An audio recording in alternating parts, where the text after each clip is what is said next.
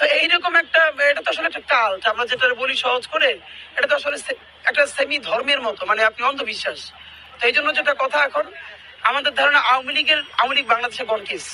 সে এর আগে অনেকবার চিন্তা করেছে, যে এর আগেও অনেকবার তার পুনরুদ্ধার ঘটেছে। দেখেন আপনি এখানে খেয়াল করলে দেখবেন, আজকে আমরা কালকে সারা রাত এই অঞ্চলে ছিলাম, ফজরের পর থেকে এখানে আছি, আপনি দেখবেন না, খুব চেহারায় বুঝবেন কেউ পলিটিক্যাল ফ্যামিলির ছেলে মেয়ে না, মানে পুরো অ্যাপলিটিক্যাল যে জেনারেশনটা, তারা যখন সারা রাত জেগে ফজরের পর থেকে এখানে পাহারা দিচ্ছে, এর মানে আমাদের সেই অ্যাপলিটিক্যাল জেনারেশনটা পলিটিক্যাল হয়ে উঠছে। তারা পলিটিক্যাল পার্টি করছে না, কিন্তু দেশের স্বাধীনতা সার্বভৌমত্ব টিকিয়ে রাখবার জন্য তারা সেই রাজনৈতিক দায়িত্ব কাঁধে নিচ্ছে। আওয়ামী লীগ যেরকম মুক্তিযুদ্ধ কুক্ষিগত করেছে, জুলাই গণ অভ্যুত্থান সেই মুক্তিযুদ্ধের মালিকানা এবার জনগণের কাছে ফিরিয়ে দিতে চায়। এবার তারা অনলাইনে লকডাউন করছে। আমরা মনে করি এই যে রায়ের আজকে তারিখ ঘোষণা হবে, এবং এই তারিখ ঘোষণা পরবর্তীতে সুষ্ঠু বিচারের মধ্য দিয়ে বাংলাদেশে অফিসিয়ালি আওয়ামী লীগের কবর রচিত হয়ে যাবে।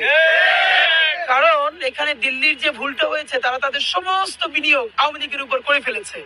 সুতরাং এখন তাদের আর কোনো শুধরানোর জায়গা নাই। আপনাদের মাধ্যমে আমরা ভারতীয় এস্টাবলিশমেন্টে বলতে চাই, আপনারা জুলাই গণ অভ্যুত্থানকে স্বীকৃতি দিন এবং সম্মান করুন। অতীতে যে ভুল করেছেন, সেই ভুল থেকে বাংলাদেশের মানুষের কাছে ক্ষমা চান, এবং জুলাইকে স্বীকৃতি দিয়ে আপনারা নতুন বাংলাদেশের সাথে সম্পর্ক গড়ে তুলুন। দেখেন আপনারা আমাদের প্রতিবেশী, আমরা আপনাদের সাথে ভালো প্রতিবেশী হিসেবে আপনাদেরকে চাই, কিন্তু আমরা আপনাদেরকে প্রভু মানি না। দেখেন আপনি কোনো দেশে প্রভুত্ব মানাইতে পারবেন না।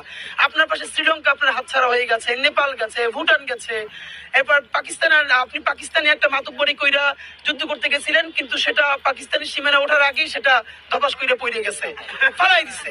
আর আওয়ামী লীগের অন্যান্য যারা আছেন, আপনাদেরকে বলি, দেখেন হাসিনার উস্কানিতে আপনারা জীবন ধ্বংস করেন না। আজীবন তার উস্কানিতে ধ্বংস, সে কিন্তু ঠিক হেলিকপ্টারে পালাইছে, তার ছেলে কিন্তু আমেরিকায়, মেয়েও কিন্তু দেশে না। বাংলাদেশে পলিটিক্যালি আওয়ামী লীগ কোনোদিনই একটা রাজনৈতিক দল না, এটা একটা মাফিয়া দল, এবং বাংলাদেশে তার কোনো শিকড় নাই। দেখেন বেগম খালেদা জিয়াও কোন জুলুমটা নাই তিনি স্বীকার করেন নাই। তিনি কি বাংলাদেশ ছেড়ে গেছেন? তিনি বলেছেন আমার তো আর কোনো, আমি জেল খাটলে ওই দেশে, আমি বেঁচে থাকলে ওই দেশে। জামাত ইসলামের নেতারা, তারা ফাঁসি হয়েছে এই দেশে, তারা লড়াইও করেছে গত 15 বছর এই দেশে, গুম হয়েছে, খুন হয়েছে, ধর্ষণের শিকার হয়েছে, আয়না ঘরে গেছে, তারা তো দেশ ছেড়ে পালাই যায় নাই। অথচ তাদেরকে পাকিস্তানি বইলে সবসময় বলা হয়েছে, তারা তো পাকিস্তান যায় নাই, কিন্তু আপনি তো ঠিকই দিল্লি পালাইছেন। সুতরাং এই বাংলাদেশের সাথে আওয়ামী লীগের কোন শিকড়ের সম্পর্ক নাই।